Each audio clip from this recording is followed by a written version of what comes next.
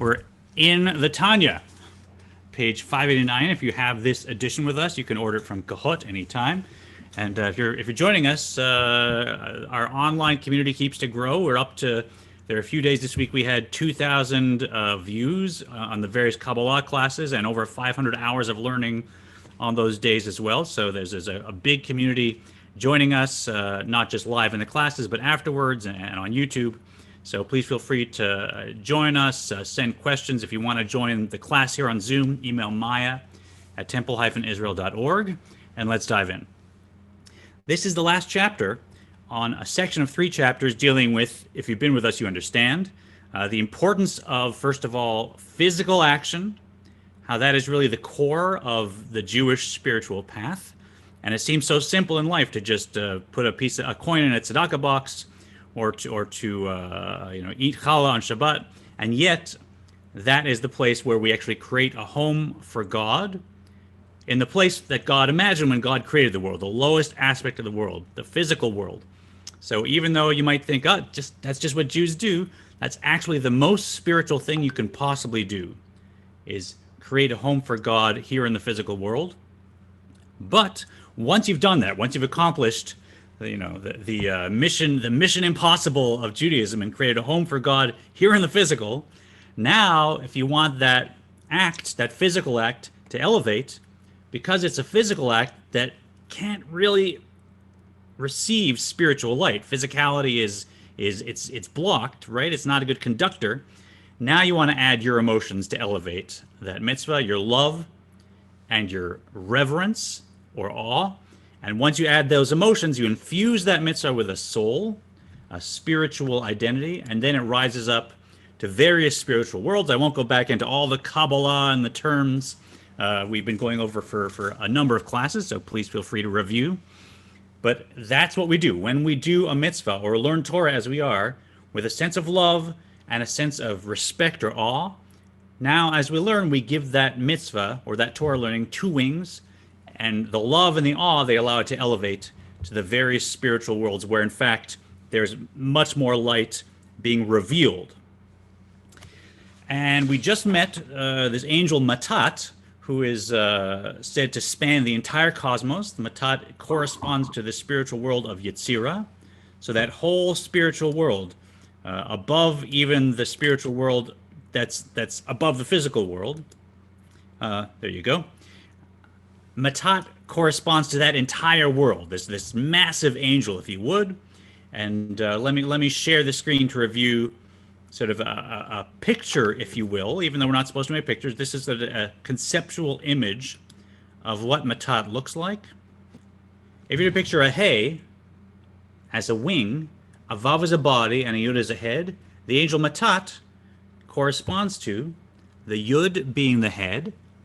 And of course, we know intuitively that makes sense, because when I have an aha moment, when that Yud, that point of consciousness, appears in my mind, it's also in my head, when it's where it starts.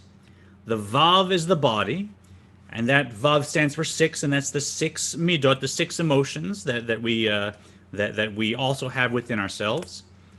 And then the 2 wings are these 2 Heys on either side. So disclaimer, no one believes there's something shaped like this flying up outside the galaxy, outside the Milky Way, out in the space. This is outside of space, above space and time. So these are not giant physical letters, God forbid, no one's saying that.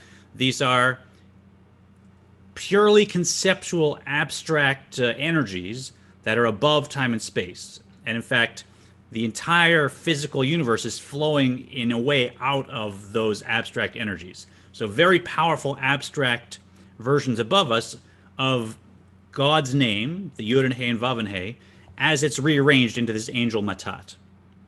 So if you want an image, something to focus on of what the angel Matat is, this is what it is, and that's why God said, "My name is in this angel." It's such a powerful angel; it actually contains God's name, and so we don't pronounce the whole name, just like we don't pronounce God's name.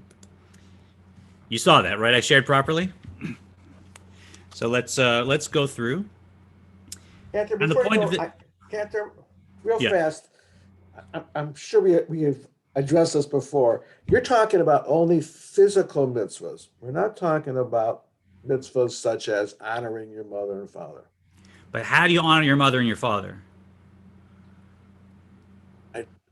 By honoring them, by loving them, by doing whatever.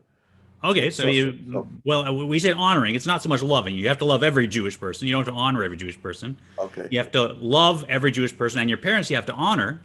So what does honor look like? Like how do I actually fulfill that mitzvah of honoring my parents? What would you imagine? What have you done to honor your parents that stands out in your mind? What's an act you could do? I don't have an answer. Oh, so anyone. So how would you honor your parents? What does that look like? I mean, halachically. Studying Torah and doing mitzvot. Okay, so studying Torah and doing mitzvot. Yeah, so if you do a mitzvah in their honor, so you give tzedakah, for my father, then you've honored. That's a physical thing. Halachically, it's Linda, go ahead. Pass on the stories and the faith of Judaism to our children. Beautiful. So if I'm telling the stories I got from my parents, my Saba, told me this at the Pesach table, I'm telling you, that's a physical act of speech, right? Halakhically, it's described as honor your parents means don't sit in their seat. So that's a physical act of not sitting in their seat. I'm supposed to help them by helping them go out and in if they need. I'm supposed to, help put on their shoes, bring them a cup of water. So even not say their name. One of the ways of honoring parents is not saying my father so-and-so, but saying, my father, my teacher, and I don't say their name as a sign of respect. So all these ways that we actually fulfill the mitzvah, they are physical actions. I mean, the mitzvah is a more emotional, abstract one. I get it. But the way you do the mitzvah is still a physical thing, right? I mean, to honor someone, there's an act that expresses that honor. And that physical act, that's what we're talking about. It's also included in this whole thing. And believe me, if you give $1 for one of your parents to honor them, that physical act now is there. God has a home in the physical world, and now you can elevate it with your emotions, just like everything else. Okay, what about all the negative prohibitions? Are they mitzvahs if you don't do them? We'll get to that. We're going to get to how the negative prohibitions go in. And in fact, it is a very, very powerful way of serving God.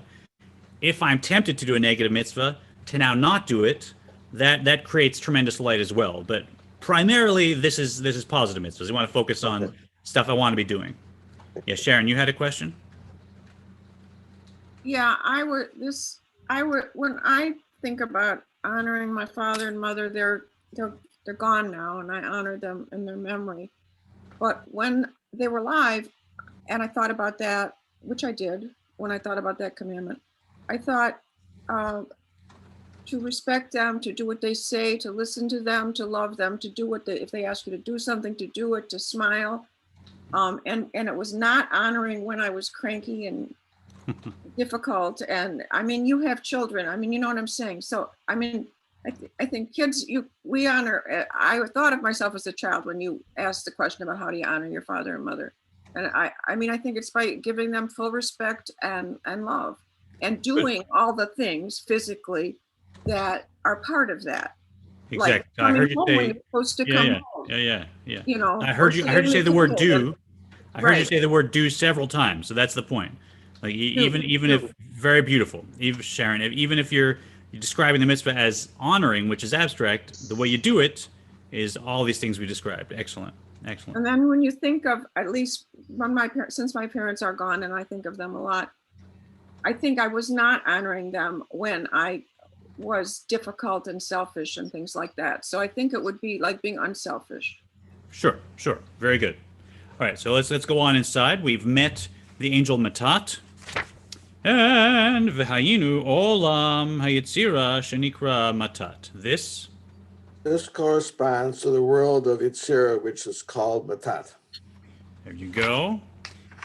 Over the page. Vohen gufei halachot sheba Mishnah. Above, the body of Metatron represents the body of the laws in the Mishnah, since the Mishnah is at the level of the Yitzira, as will be explained. For the body of the laws, that is the actual rulings determining what is permitted or forbidden, who is guilty or innocent, and the like, are related to the mitot, which are represented by the letter Vav. So I went over how this all fits together with this image of the bird that we're using to inspire ourselves. And it's going to fit perfectly with how the wings relate to the body. But remember this, what is the Vav? The Vav corresponds to Yetzirah, which corresponds to Mishnah. And to understand how that works, what is Mishnah? Mishnah is just the do's and don'ts, right? If you look at the oral tradition, Mishnah is just this is allowed and this isn't allowed. Very, very brief teachings that were handed down orally that basically said, okay, we have these laws in the Torah. What do they mean? It means you can't eat this, you can't eat that. It means you can walk this far, you can't walk that far. Now, why? Why is it? That's not included in the Mishnah. The Mishnah is just, this is what God asked us in the Torah to do. This is what it means. So if we're saying, look at our human relationship, I'm saying, this is what I want, right? I want my son to have, I want my son to chant beautifully on his bar mitzvah, right? Did I say why, what it means? It's just what I want. That's what I want to happen in the world. That's not my intellect, that's my feeling. If I just say what I want, I'd like chocolate cake for dessert, right? I didn't say why, I didn't say, I know about chocolate and how it affects my mood, etc. Just, I'm looking at the menu, that's what I want. That's an emotional response, that's an emotional connection. Just saying what you want and what you don't want, that's the midot, right? That's the world of Yetzirah. So that's why Mishnah represents the level of Yetzirah and the midot in this whole bird image, because the Mishnah doesn't include the rationale which is in the Gemara, which is in the world above. So Mishnah represents emotions of God, and that corresponds to the body of this bird, and it corresponds to Yetzirah. And going on, V'reisha dilei hen hamochin uvchinot chochma bin adat shehen ptimiut hahalachot v'sodan v'tam mehen. Where are we? Yeah, we're at the head represents 590. And before you start, hi Sheldon, hi Eva, hi Bob, welcome. I'm watching your comments, so if you want to ask any questions or add to the class, go ahead. Thanks, Maxine, go ahead. His head represents intelligence, the level of Chabad, which are, in terms of the Mishnah, the inner depth of the laws, their esoteric meaning, and their reasons. So you look at a little piece of Mishnah, it's just a short statement, and then you open the Talmud and you have pages and pages analyzing and arguing about and taking apart, and does it mean this and does it mean that, and then commentary on that. And this tiny kernel of do this or don't do this expands into this whole intellectual conversation. That, of course, that's the world of Bria. And that is the Yud, the head of Matat, as it were. And it also corresponds in our image of this bird that we're talking about to the head of the bird, right? If I have a feeling, that feeling came from something. It came from an emotional antecedent, which we understand. But the Mishnah is the body of the bird. The Gemara is the head of the bird, and that corresponds to Bria.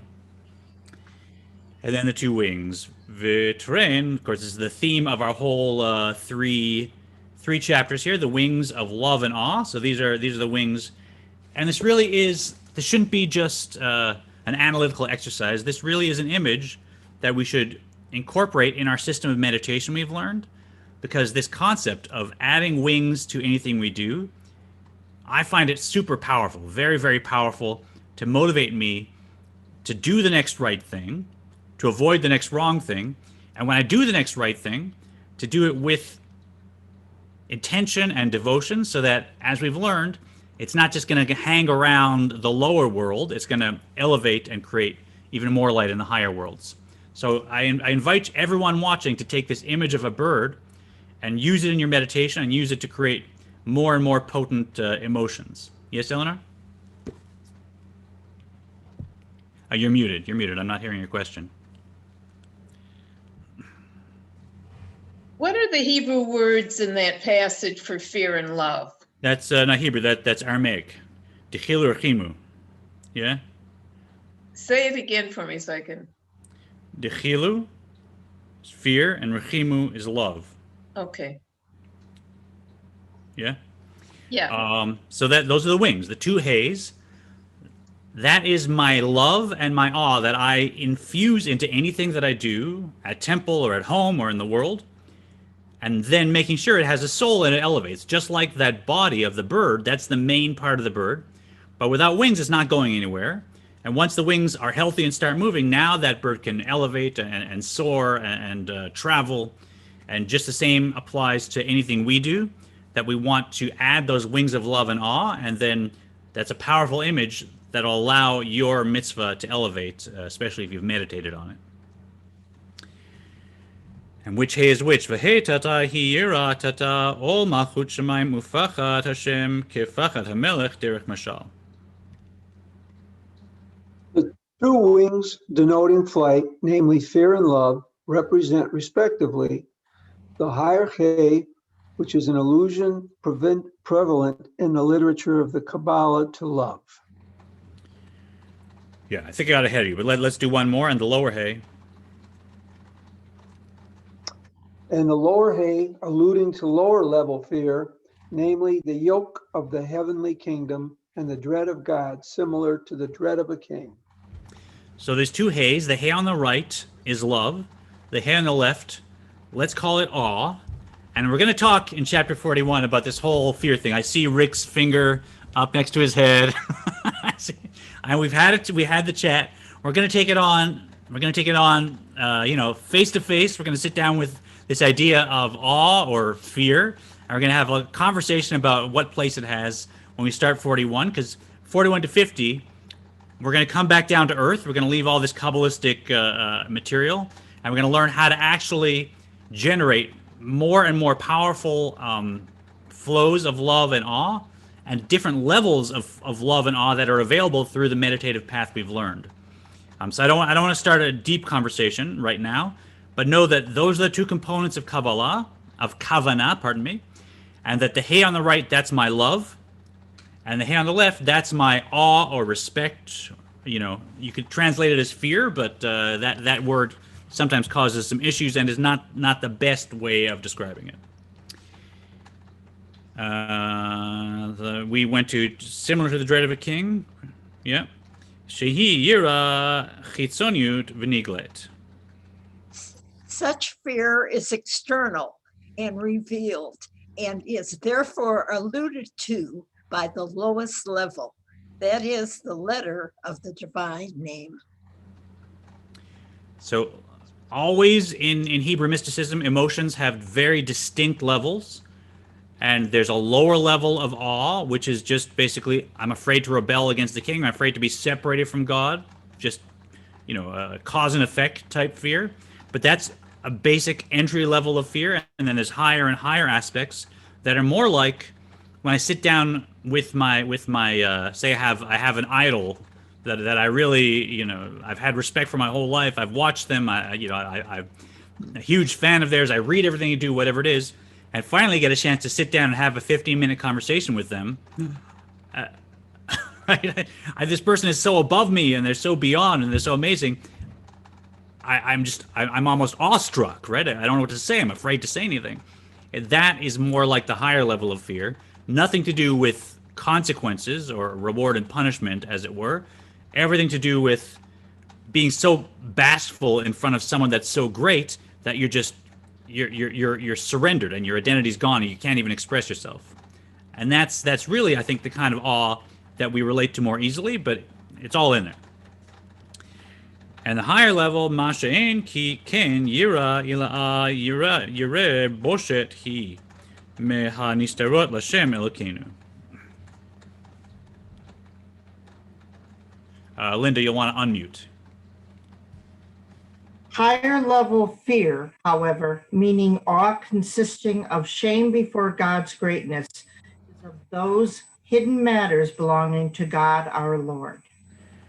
So the haze we're talking about in this bird, this is love and awe, and it's the lower level of awe. So there's a higher level of awe that's up in Atzilus, and it's hidden. It's you do other things to generate that. What we're talking about here to elevate a mitzvah, all you need is the basic beginner level awe and the beginner level love, and that will work to elevate it. We don't have to become, very, very refined, elevated souls that are flowing with the higher levels of love, which we'll learn about. Yes, Eleanor.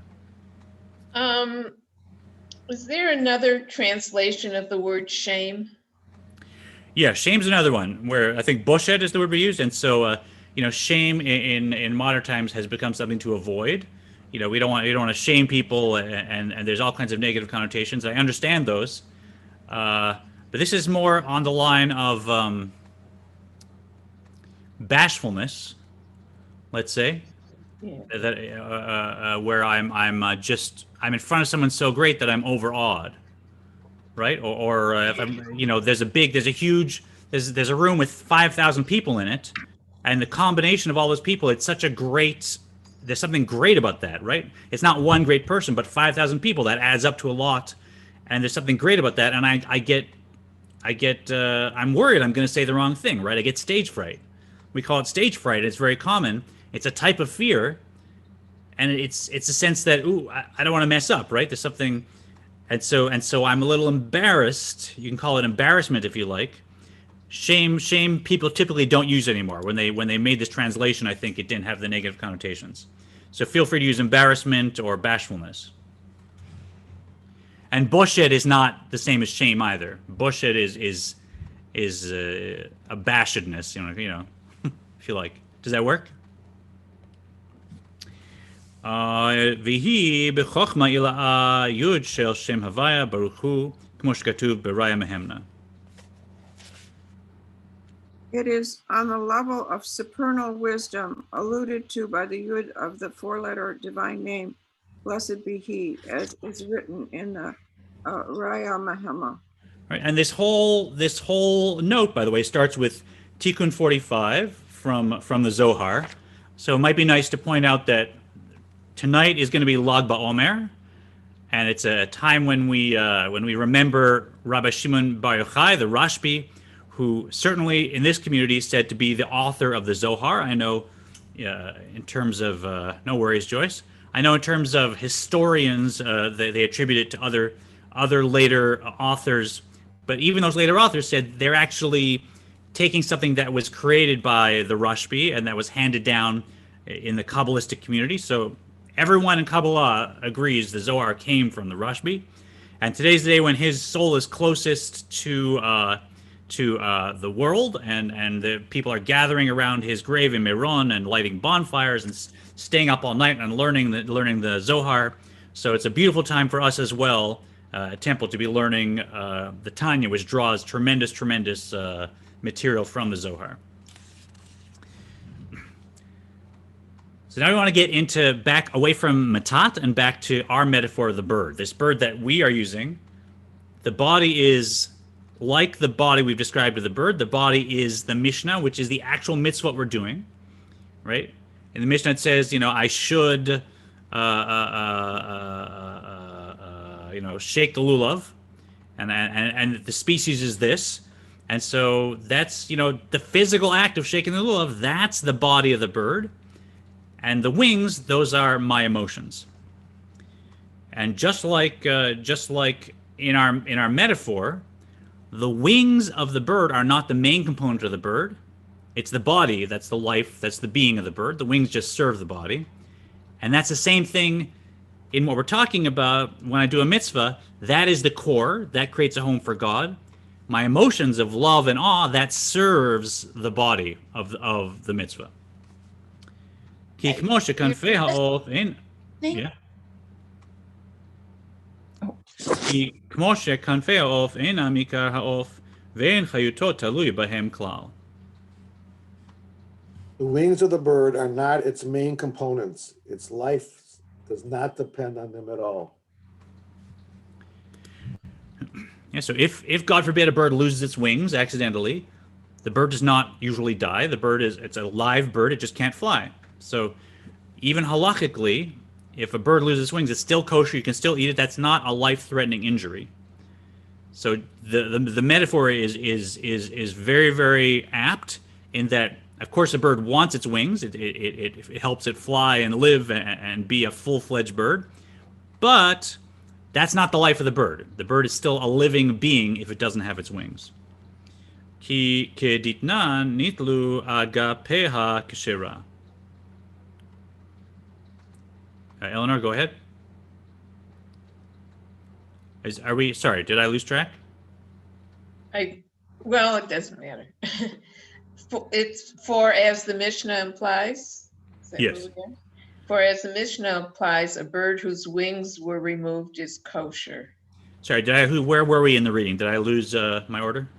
Or was I was supposed to be after Rick. Perfect, good. So if a bird has no wings, then it's still kosher. That's and that is based on that it's not life-threatening. V'ikar hi rosho v'chol gufo v'haknafayim einam rak mishamshim l'rosho v'gufo lefarcha behon. Go ahead, Maxine, if you'll unmute for me.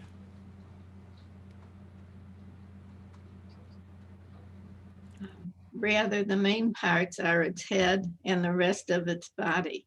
The wings merely serve the head and body, enabling them to fly. That makes sense. B'chach derech mashal haTorah mitzvot hen ikar hayichud halyon, al yedei gili ratzon halyon hamitgale al yedehen. Hey, it's also unmute, please, Dan. Let's unmute.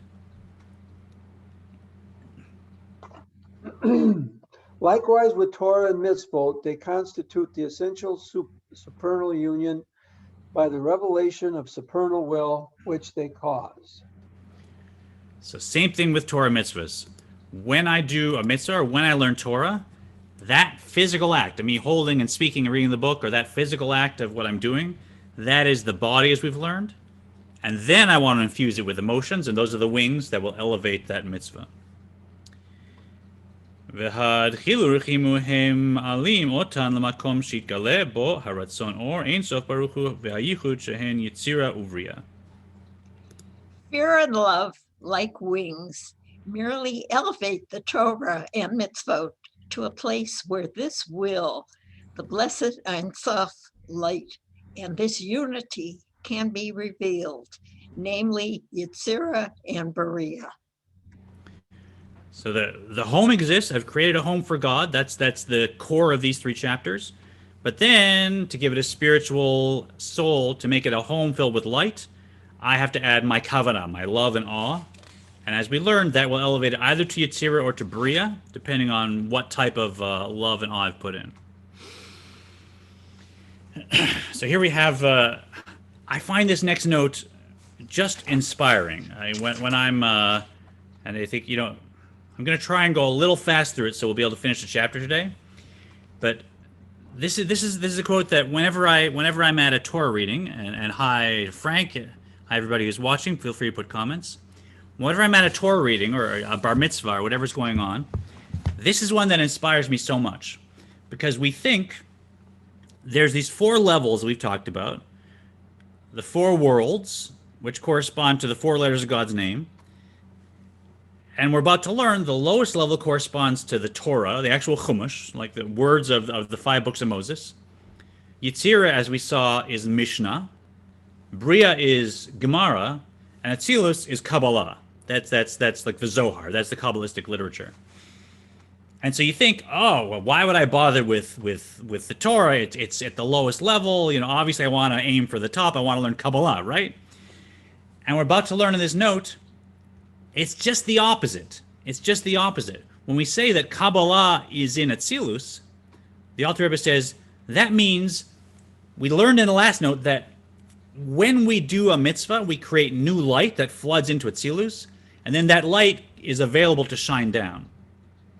So whenever I do any Torah learning or any mitzvah, boom, a new light is coming down into Atzilus, it's flooding Atzilus, and now my Kavanah not only determines the quality of that mitzvah, but it determines how far down that light will be able to extend. How far down. So it's not that because Torah, the words of Torah, thank you. See, my daughter did something for me. She honored her father, right, Sharon? With a physical act, she went and got some chocolate that I can use to bribe my son to go to a minyan early in the morning. That's honoring your parents right there. It's a physical act, right? So what level I'm in, that's not that Torah is lower, it's that Torah is the most powerful. Because when I'm talking about Gemara, and that is in the world of Bria, that means the light goes into Atzilus, and then also extends down only to the world of Bria. So the light is getting down to the second highest spiritual world. And that corresponds to learning Gemara, and that corresponds to my intellect and Bria. When I'm talking about using my emotions, infusing my emotions into a mitzvah, now I bring the light all the way down to the world of Yetzirah, which corresponds to Mishnah.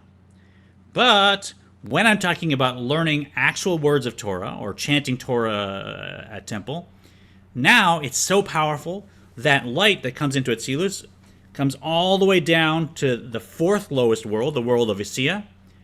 And in the case of a Torah scroll that's proper and checked and that we're using, it actually comes down right to the physical parchment of the Torah and the physical letters of the Torah. That's something that Rick and I love because we're running this Torah cleaning and repair group at Temple that's starting up again. When we unroll those scrolls and chant and read from them, it's such a powerful connection that the light that we've allowed to flow into Atzilus is able to extend all the way down through every single physical world and actually connects to the physical parchment of the Torah itself. Which is why if you're learning a Gemara, it's a holy book, but it's not holy like a Torah. You don't have to stand up when someone picks it up, right? You don't have to bury it. Well, you do have to put it in a Geniza. But a Torah has its own level of holiness where the parchment and words itself are holy. That's the power. So we shouldn't think, I want to learn the most powerful stuff. I want to go to Kabbalah. It's just the opposite. When you learn even basic Chumash, that the letters themselves are holy, as opposed to the emotions being holy, which is Mishnah, or the ideas being holy, which is Gemara, or Kabbalah, where it's even above intellect. Kabbalah, you're learning about spiritual dynamics, and it's extremely holy, but it doesn't come down the same way it does with learning Torah. Maybe the Alter Rebbe will be clearer than me. Let's go inside. Or even, I forget where we are again. There you go. Thank you, Linda. Or even in Asiya, in the 10 holy sephirot of that world, the abode of the mitzvot consisting of action. All right, so this light can even be revealed in the 10 sefirot of the world of Asiya, the world of action. So that's our spiritual world right here above us. V'chen mikra. Likewise with the study of scripture. And let's do one more, Sharon. Aval b'Mishnah mitgalei hayichud ve'or ein sof baruch hu b'Yetzirah. But in the case of Mishnah, the union and the blessed Ein Sof light are revealed in Yetzirah. Uvetalmud bivriya. Go ahead, Susan. Do you want to read for us? Have you got a copy of our text? I'm gonna pass, thank you. Okay, Paula, do you want to go ahead in the case of Talmud? If you unmute for me.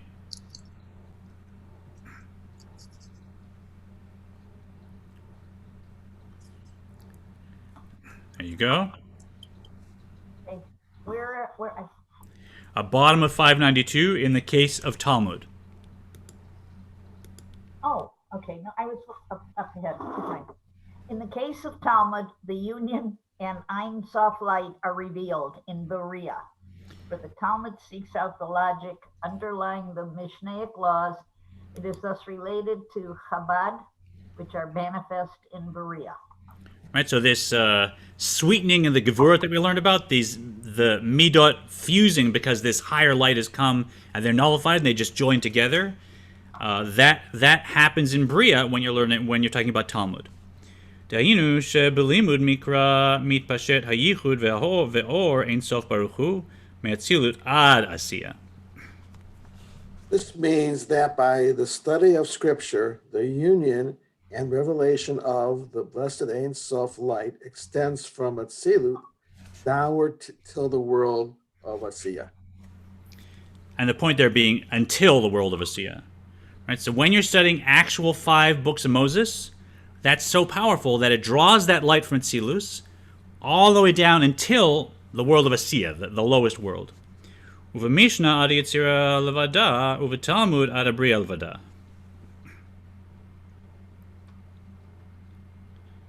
I think back to Eleanor, if you would, please. I have lost my place. Oh, so we're at through the study of Mishnah in the middle of 593. Let's see, 593. Through the study of Mishnah. Through the study of Mishnah, only till Yetzirah, and through Talmud, only till Berea. Right, and the point is only until. So the 5 studying Torah, the actual words, brings it all the way down through all the worlds.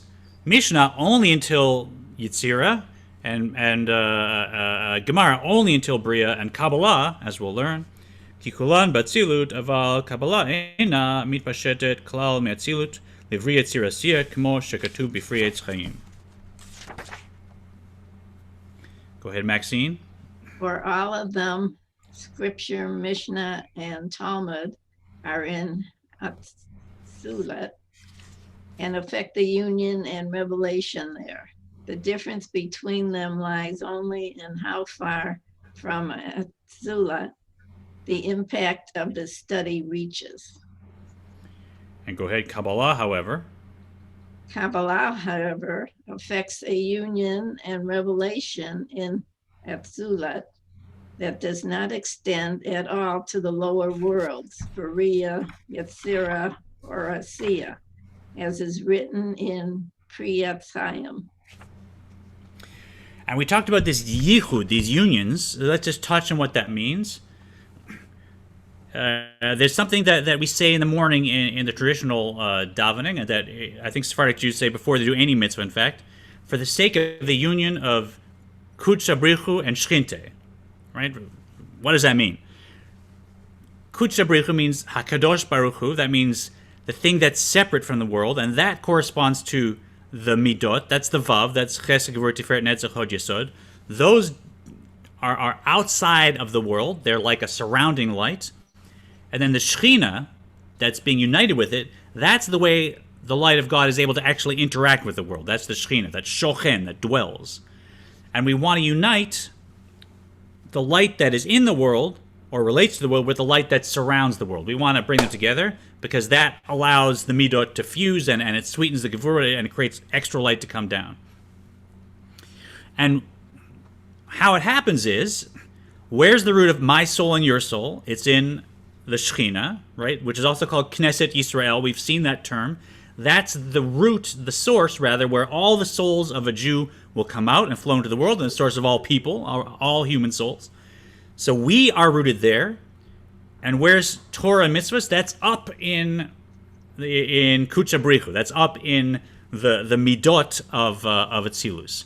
And so how do you bring those two together? How do you create a union between, in this case, the masculine flow of divine will and divine energy, with the feminine, which is us here, the created world?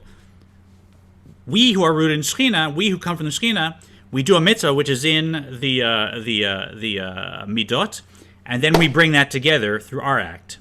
And when we add emotions, that adds extra light, and the whole thing becomes more powerful. So the unions we're talking about, that's us, by learning Torah or doing a mitzvah, actually effecting a union of the midot, which are above and around the world, they can't relate to the world. They unite with the divine light, the Shekhinah, that actually relates to the world and dwells in the world. And it creates a big bang upstairs, so to speak. So that's a whole topic in and of itself. What a yichud is, what these unions are.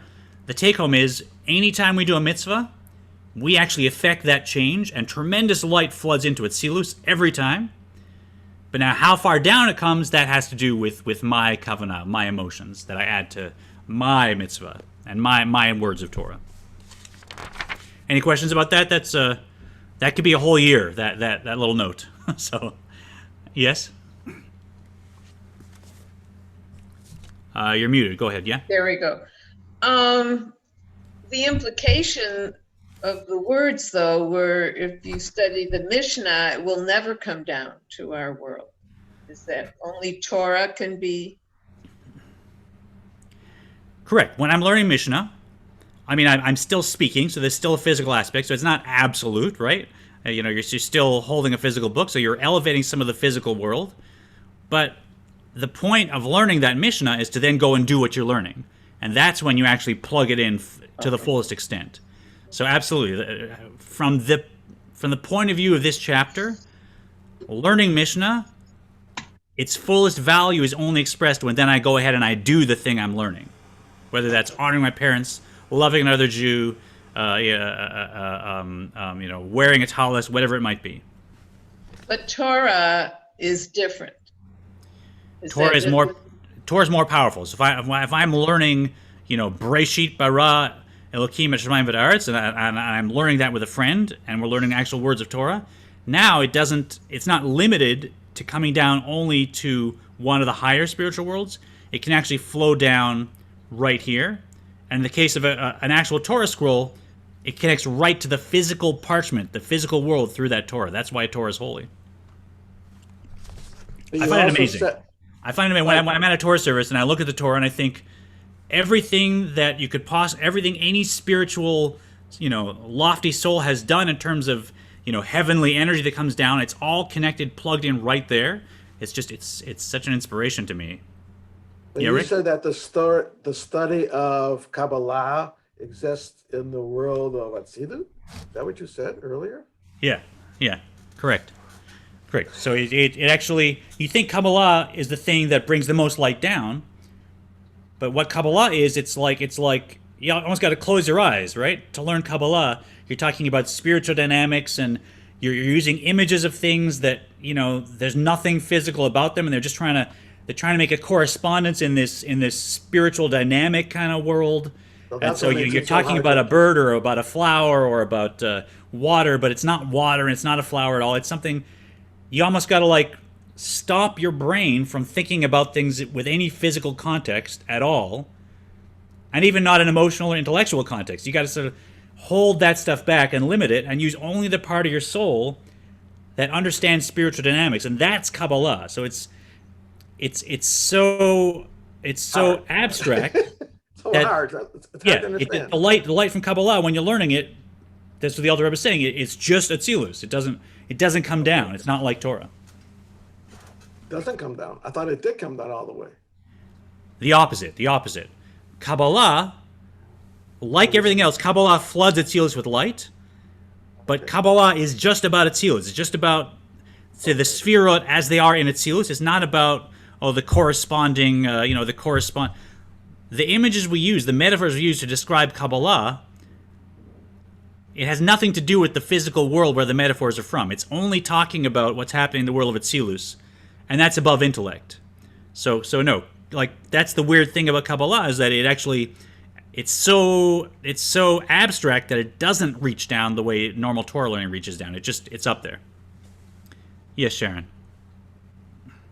Could we use the word mystical? For sure, yeah, mystical. It's just mystical. It's different. Yeah, it's just mystical. Not here. It's not, yeah. But it's here. Yeah. And you can't even point there, right? Because it's above intellect, right? I mean, there's nowhere to point. That's the problem. But you think about it, so it's there in that way when you're studying. But yeah, but it's definitely not here. Yeah, but that's actually that's for me. That's the point that kind of just sends me into outer space, so to speak. Right? Is that it's not even here, right? The highest part of me is intellect. I think I can understand abstract things, but Kabbalah is above intellect, right? So there's just I can try and explain to my brain and my mind what's happening kabbalistically, but I still have to understand that what my brain and my mind understands, that's not Kabbalah either, because it's above intellect. So you have to look at the source of intellect and that great sea of potential that any spark of Chokhmah comes from, and it's there beyond intellect where Kabbalah begins, so to speak. So it's even more abstract than just thoughts, right? Well, it's like to me, it's like infinity. You can't think about it. It just, Yeah. you cannot. And it's like God, you cannot think about it. Yeah, it's exactly the same thing. And the Alter Rebbe Get to says, this point, and you say, like, when in infinity, like, okay, well then it's beyond that. And all of a sudden you realize that this language does not apply. yeah. So the Alter Rebbe says, I forget now where, it's a famous quote. He says, trying to say that you can't understand Kabbalah or godliness with thought is like saying I can't reach that idea because my hand isn't long enough. It's too deep an idea, and my arm's not long enough to get it. You're like, well, hold on. An idea can be deep, but that's not physical depth. It's not the length of your arm, right? Your arm is never going to be long enough to reach an idea. It's a different kind of depth. And the same thing here. When I say, with my intellect, I can't understand Kabbalah, it's not that I don't have enough intellect. It's that intellect doesn't reach there. This is beyond intellect. It's above where intellect begins.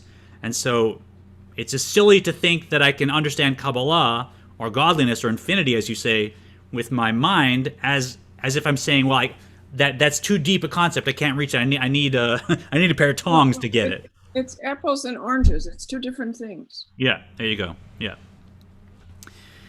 All right.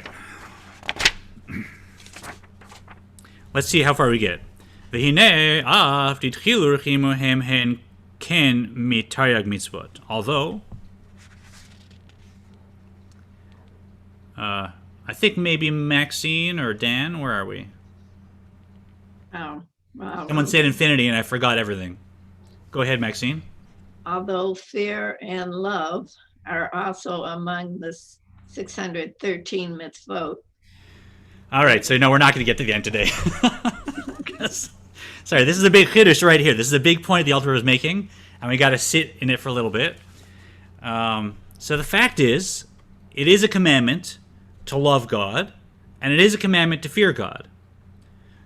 So I could say, well, hold on, you're saying love and fear, they're just the wings, they're just elevating the body, but loving God is a commandment. So what's wrong with me sitting and having Kavanah and loving God? I'm doing a mitzvah, right? You can't say it's not a mitzvah. Uh-oh. Am I still here? I got signed out. I'm still here, right? Everything's good? I got a little notification there. So the Alter Rebbe is pointing out, I know it's a mitzvah to love God. It's a mitzvah to have awe of God. They are among the 613 mitzvahs. And here he has a chiddush. Here, this is a new idea the Alter Rebbe introduced. He said, I'm separating out love and fear, and I'm telling you, the point of love and fear, even though they're a mitzvah in themselves, the real point of at least the lower level of love and fear is just to elevate the other mitzvahs. And that it's not enough to say I'm just sitting having love for God. It has to be love for God that is connected to a physical action, which was why the world was created. That's how we started these whole 3 chapters. Afalpiche nikrein gadfin. They're nevertheless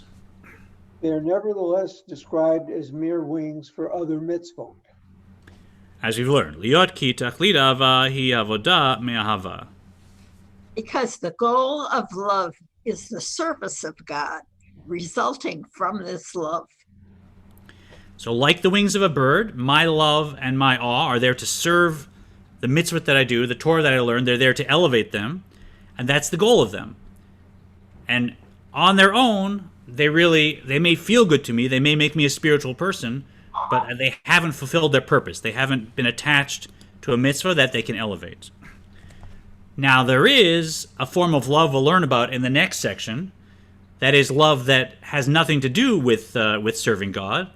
That's called Avashibatanu. And he says, if you're talking about a love that's not a wing of a bird, that's its own mitzvah, it's this kind of love. V'ava bli avodah, hi avashibatanu lehitaneg el Hashem me'ein olam haba v'kabbalah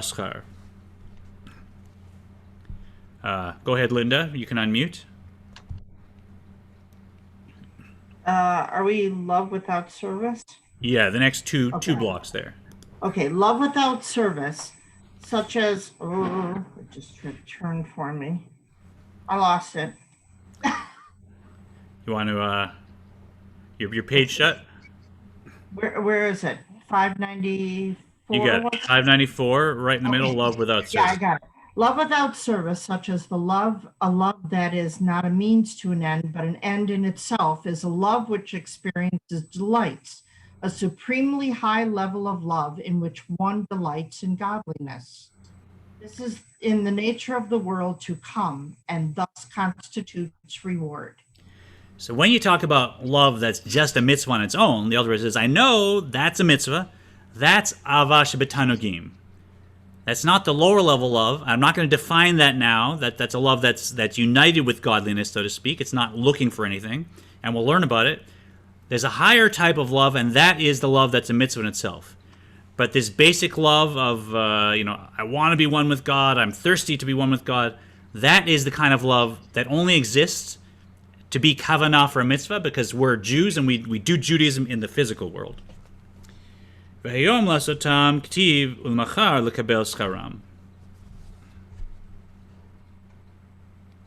is written, today to do them, that is today, this life, in the time of action and service, and tomorrow, in the world to come, to receive their reward.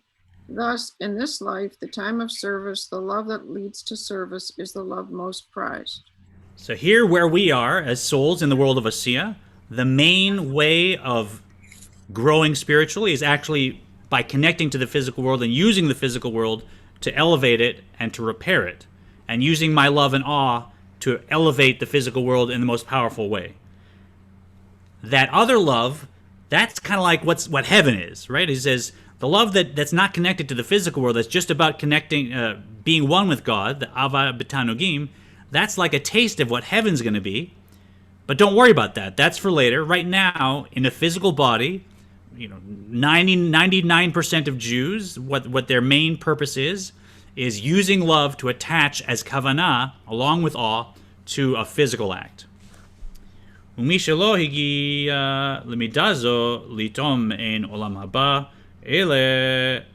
ahead. He, however,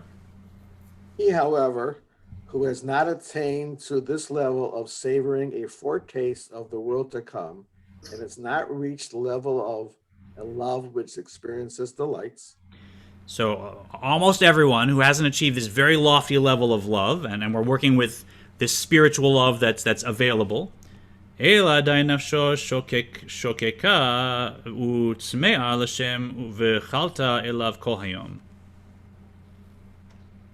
ahead, Eleanor. And you want to unmute, please. But whose soul yet yearns and thirsts for God and goes out to him all day long. Right, and many seekers around and with us who I know understand that feeling of thirsting for oneness with the infinite. If a person is like that and they have this yearning, this love that's like fire that wants to reach up and connect with God, ve'eno mirave simono b'mei haTorah shelfanav hareze k'mi she'omed banahar v'tzoek mayim mayim lishtot. And he does not quench his thirst for godliness with the water of Torah that is in front of him. Such a person is comparable to one who stands in a river and cries, water, water to drink. So the point here is that if we want to connect with God, the way to do it is actually by learning Torah and using my love to elevate that Torah, because it's the Torah that connects me to God. And sometimes we don't realize. We think, I want to be one with God. I have a love for God. I have an awe for God. I want to connect with God. Let me meditate. And the Alter Rebbe is saying, no, actually, all those feelings you have as a seeker, if you want to connect with God, you have to go back down to the physical. It's by learning Torah and doing a mitzvah. That's where you connect with God. And now your feelings can elevate that. So if you're thirsty, don't think, I'm reaching for God. Just reach for Torah and mitzvahs. That's the only way to connect. Thus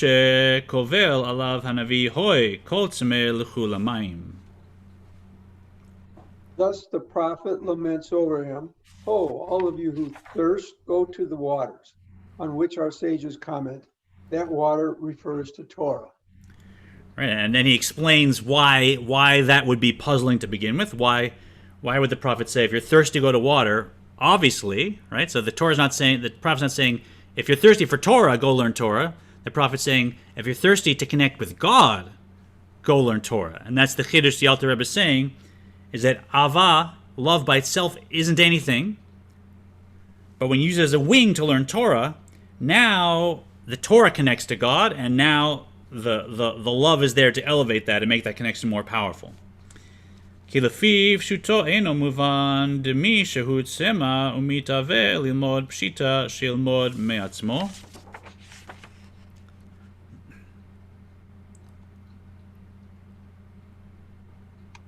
Are we on 596? Bottom of 595 for its simple meaning. Okay. He who is thirsty and desires to study Torah will surely do so of his own accord. So if the prophet was saying, you're thirsty for Torah, go learn Torah, I mean, I could have figured that out. I didn't need a prophet to tell me that. What the prophet's saying is, if you're thirsty for God, go learn Torah with your love and awe. Linda,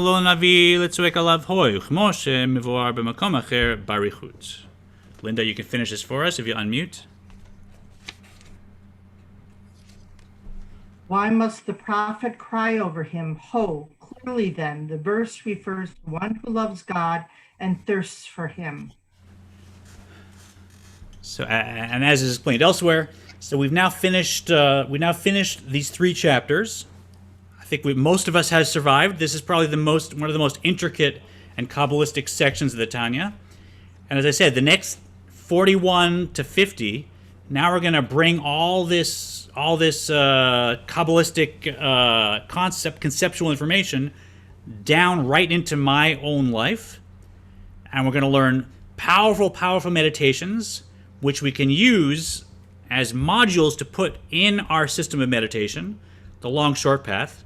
So we know how to open up our wisdom gateway, we know how to focus on a divine concept so it fills our mind after we've quieted our mind with a breathing technique. And then the more we allow that to fill our mind, the more we can reach the root of Bina, which is actually above Chokhmah. And all we have to do is take these meditations, insert them into the technique we've learned, and they will effectively generate over time various levels of love and various levels of awe that now you know those are how you elevate everything you do in your life, at temple, out in the world. So the next 9 chapters is, I keep saying this, but the whole Tanya is so inspiring. But some of the meditations we're about to learn, it's just, they're ones you can live with and grow and elevate your whole life and connect with people and connect with Judaism in such a powerful way. I'm excited to share them with you and to share them with everyone who's joined us online. So thanks. We're going to, next week, we'll start the next section, which is all about generating tremendous love and awe. And any questions, please feel free to email me. If you want to join us, please feel to email my@temple-israel.org. And we're signing off on Facebook.